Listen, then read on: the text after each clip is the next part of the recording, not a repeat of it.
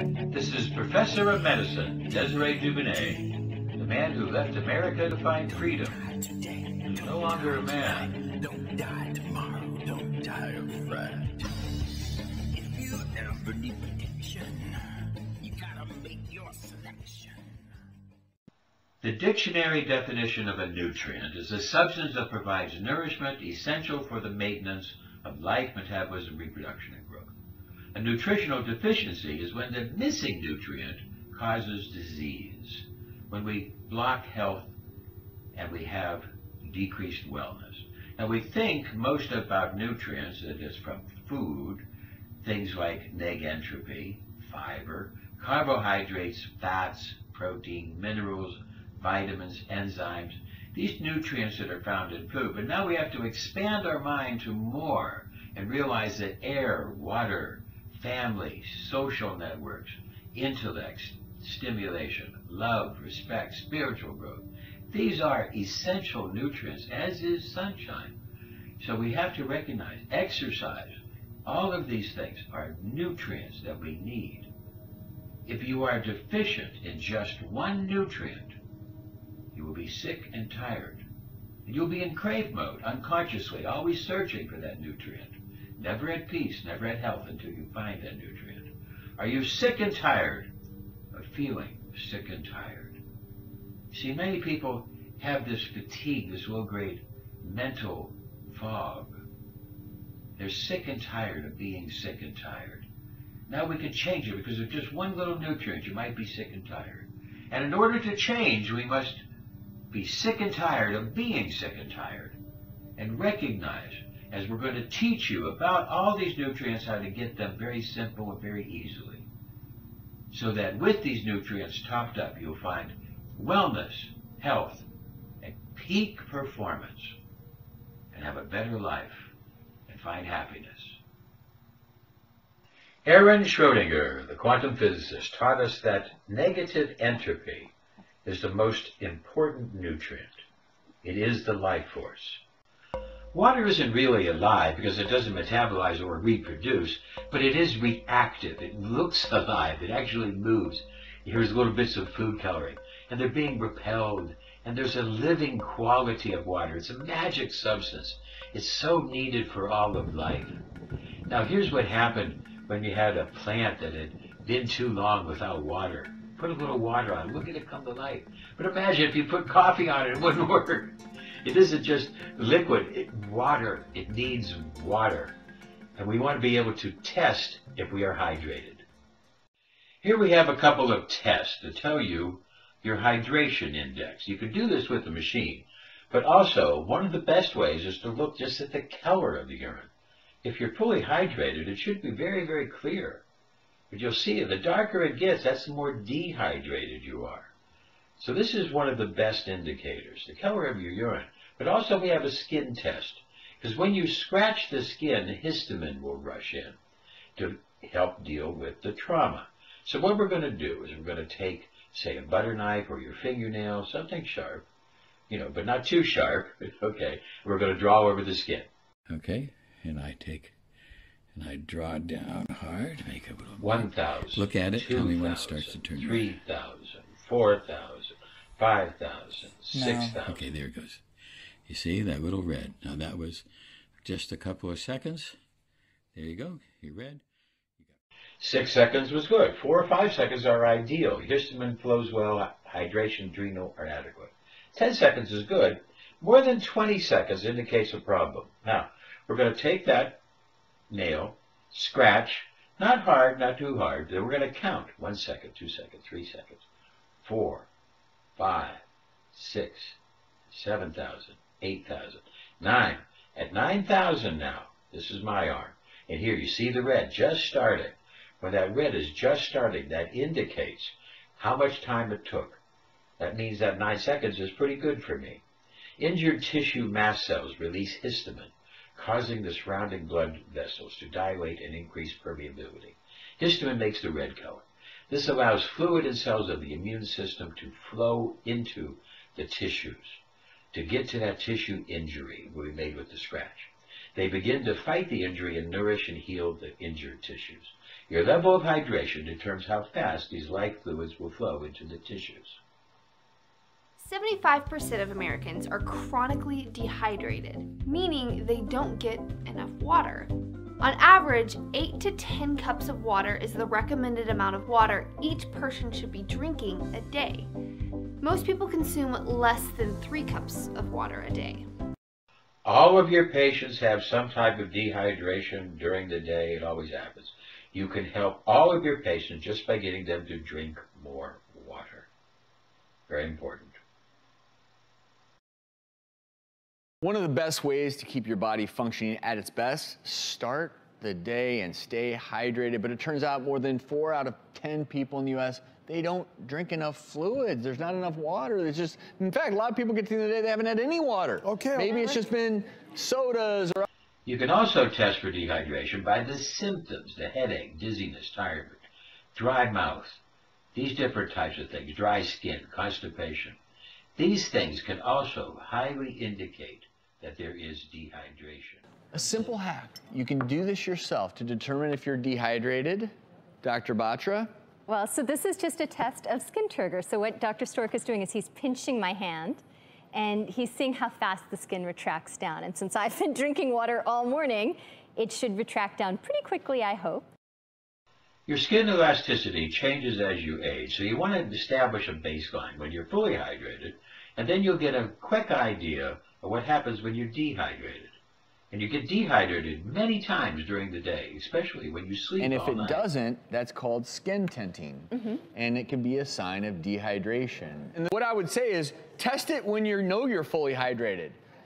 Yeah. Then you have your baseline. Exactly. Okay, because we're all different. Like Drew. I'm dehydrated. Well, he might be, but you know what Another place you can test is the glabella between the eyes, up here on the forehead. Also, you can get an idea, but check yourself, whether you're hydrated or not, get a baseline, and then you'll see as you get dehydrated. But oftentimes, just dry mouth, being thirsty. You can check baby skin's an interesting point. Now, here's another test that you can do.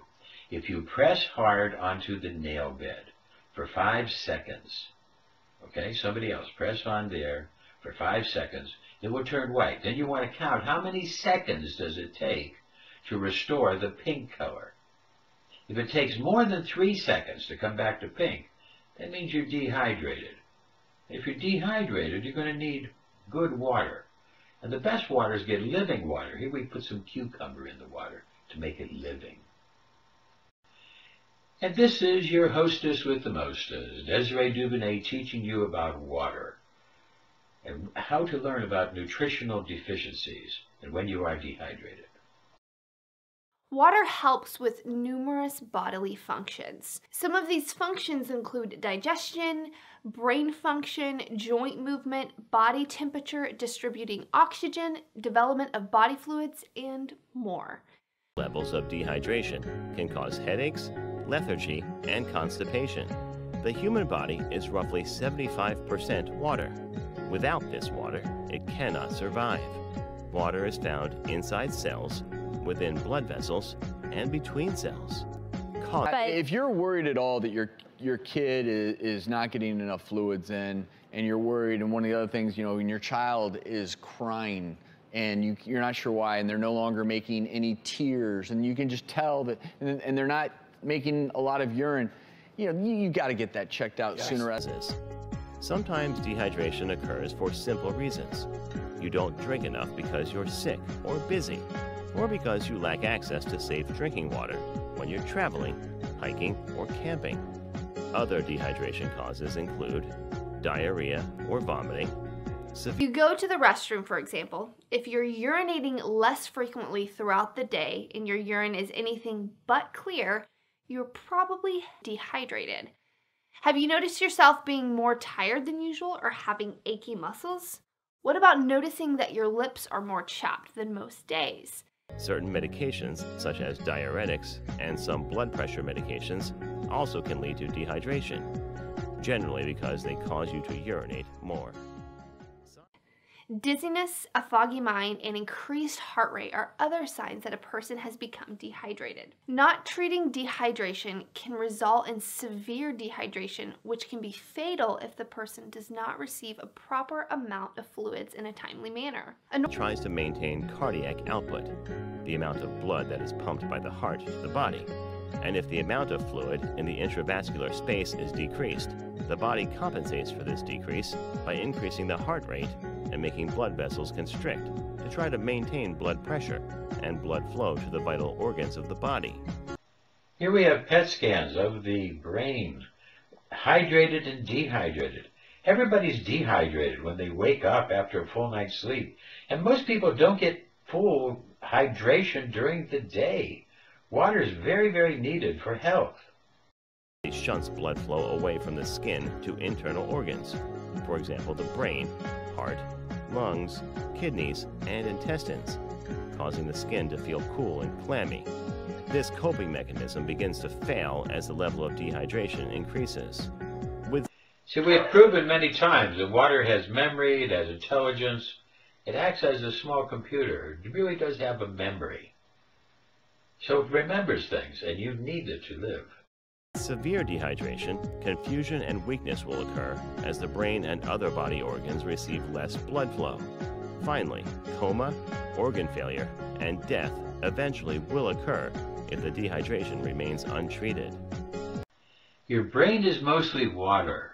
And by actually number of molecules, your brain is 99% water.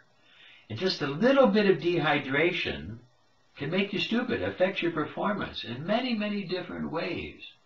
It can interfere with coordination, interfere with thought processes, emotional stability, the ability to deal with stress. And one of the things that makes you dehydrated more than any other is mouth breathing. When you open your mouth to breathe, you really are sucking water out of the body with every breath. We have to learn to stop the mouth breathing and try to do more nasal breathing. When we get dehydrated during a sport, mouth breathing or whatever, you're going to have adverse effects on your performance. So in order to stay in that zone, you've got to be hydrated. Very important. Professional athletes will know this. Now, your stomach empty is about the size of your fist, depending on however you age. This is an approximation. And your stomach chock full is about the size of your head. This gives you an idea. So when you take the quantity of water that is about the size of your fist, you're not putting extreme pressure on the stomach, and this will then allow the water to be absorbed in the stomach and mostly the small intestine, as it will gradually drop in. The stomach will not have to process the water with any acid or enzymes. So the water usually stays in the stomach 10, 15 minutes, and then as it will flow. But if you start taking a larger quantity of water, much larger quantity, this will put pressure from the stomach, and that will then squirt the water through the small intestine into the large intestine. So we want to take small bits of water during the day. And how to get the taste into it? Just a little bit of cucumber help to bring that water to life. Just a tiny bit. All the different things that, a little bit of life energy, a little touch of lemon, pineapple, strawberry, orange, just a little touch, mint, that brings a little extra life force into the water. Life force from the living tissue. A touch of apple cider vinegar. Just a couple of drops are needed, because then you're getting an increase of a life force to the already living quality of the water, its reactive quality, and it will keep away bad breath, helps weight loss, helps prevent cancer, antioxidants. We got to use these living things, cucumber, lemon, watermelon, etc., to spice up the flavor, bring zest, so we get this life-inducing substance called water. The next step to awaken weight loss is water. How much water should you drink a day? It's a great question. It's a question that we commonly get asked. Most adults are underhydrated. We simply don't drink enough water. We're not thinking about it. We think we are, but when you actually sit and count up how much water you drink, it's oftentimes not nearly enough. In terms of how much water should you drink a day, an easy goal is that your urine should kind of look like water. The moment your urine starts to get deep yellow in color, it's your body telling you that your urine is very concentrated and that you need to be drinking more. The next needed nutrient is water, air and water, but we need water for the absorption of all the other nutrients, to absorb carbs, protein, fats. It's important to consume water in the right way because most people are consuming water in the wrong way. Most of us are drinking water wrong. And you know what that can do? That can lead to a drinking problem. Yes. So we need to be able to solve it, and we do not want to drink water after a meal. Don't drink water after a meal. Don't drink a lot of things after a meal. You should try to maximize digestion, because when you eat, the body temperature rises for better digestion, for the stomach to do its job. If you want to drink water before a meal, make sure it's 30 minutes before a meal to have enough water to clean out the stomach and get digestion ready. That's a good thing, but 30 minutes, not less. A couple of cups of water 30 minutes before a meal, and that can help your digestion. Right before the meal is a problem. But now, if you're taking this water after a meal, any type of liquid, it's going to dilute your stomach acid. It's going to then, the food will rot in the system, inside the stomach, inside the intestine, and when the food rots, everything goes wrong. We have to obey the rules of the stomach. Fluids alone, no coffee at meals, no milk with meals, fruits alone, melons alone. Small is better. Eat for nutrition, not stimulation. Rest comfortably. Maximizes. We got to get the stomach to work properly. Study the rules of the stomach, because that when you have that rotting inside the system, you are disturbed the stomach acid, and the food is not properly digested. Large undigested fats, large undigested proteins will create weight problems. Make sure that you do not drink water after a meal. Now, water is good for you. Drink when you're hungry, use a straw. Drink slowly, don't guzzle. Many people say, I eat healthy, but I don't get the results. Because I drink water a lot, but I don't lose weight. Water after meals acts like slow poison. Don't drink and eat at the same time. Rinse your mouth post meals. It really helps a lot.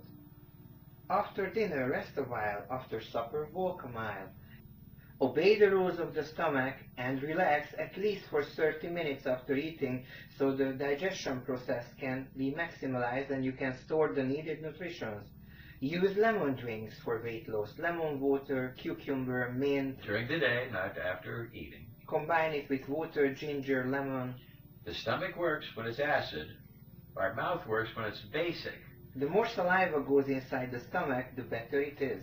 So we want to drink slowly. Okay, don't guzzle. Try to use the saliva in the mouth. But try to make sure that it's working slowly.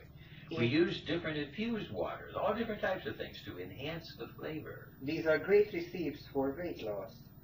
And then as we're doing it, recognize also we don't want too cold or too hot.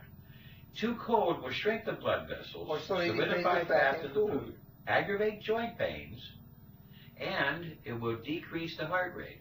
The Chinese made cups very thin so that if the water is too hot, the tea is too hot or too cold, then your fingers have the same thing as your stomach. So if it is too hot, it's going to hurt the stomach. Too cold, going to hurt the stomach. Too cold, we often do, but recognize, decreases heart rate, aggravates joint pain, shrinks the blood vessels, solidifies fat in food. It upsets digestion. So make sure that we're getting cool or warm. A lot of people say we should drink warm water, room temperature. In fact, some people say lukewarm water is good for weight loss. Okay, a little bit of lemon, some hot water for weight loss. A lot of people will say that. And as we start to recognize about water and how to drink it properly, we start to see that we don't want to drink too much water. How much water should we drink? The number to remember is about 2 liters of water a day. That's about 4 small bottles of water that we commonly buy on the streets. Don't drink too much. Don't guzzle water on the run. Okay? Sip it lightly. The body's not really designed to handle water properly if you're standing. It puts a little pressure on the kidney. Kidneys are unable to process too much amount of water at one time. Mineral density of water. It is important that we get lots of our minerals from water, as minerals in water are usually in the form of ions, and can easily be absorbed by our bodies, unlike the minerals in food where they are attached to food, and are harder to be absorbed. If you are consuming water from a natural source, they are usually dense in useful minerals, but if you are in cities you usually get water that is filtered and depleted of minerals. To identify the amount of minerals, we check the total dissolved solids in water that it contains. All solids including useful and harmful minerals. According to WHO, if the water has TDS of 300, it is considered as an excellent level of TDS. TDS of 300 to 500 is of good range. TDS of 500 to 900 is a fair range. And TDS above 900 is considered poor, as it might have a higher density of minerals and toxin. Also, water with TDS below 100 is also bad for us, mainly because this mineral density will eventually cause malnourishment in us. Now let us look into the importance of minerals in water. In a clinical trial conducted, 2 groups were made. Both groups were given the same kind of well-balanced nutritious food, but one group was given demineralized water, and the other group they were given mineralized water. In the group that was given demineralized water, there arose a lot of health issues, such as impaired heart rate, tiredness, weakness, muscle cramps. They even started developing cardiovascular problems. If we drink demineralized water for a prolonged period of time, the health issues will become more serious. If you do use a water filter at home, then it is important to understand the TDS in water. This can be done by a TDS device, which can be purchased online at a low price. Also, it is important to understand that more filtration does not mean better quality water. For example, if your tap water is 150 TDS, and you use our O filter, then what comes out of the filter is almost 0 TDS water, which is dangerous for the body. If the water's TDS is below 300, use UF plus UF water filter. If it is above 300 and less than 900, use NF. And only if the TDS is more than 900, use RO. Also, do your bit of research before buying anything. This prevents you from falling into the marketing traps of these water purifier companies. Understand that the bottled mineral water that you buy is not mineral water, as their TDS is extremely low. It lies between 20 to 50 TDS, and it is mostly just a marketing gimmick. We spoke about what water you should be drinking. Now let's look into the 5th point. When? Well, this is Desiree Duvernay, the man who left America to find freedom, who is no longer a man. Don't die today, don't die tonight, don't die tomorrow, don't die of fright. So I hope you learned today that water is a nutrient that we become deficient in every day.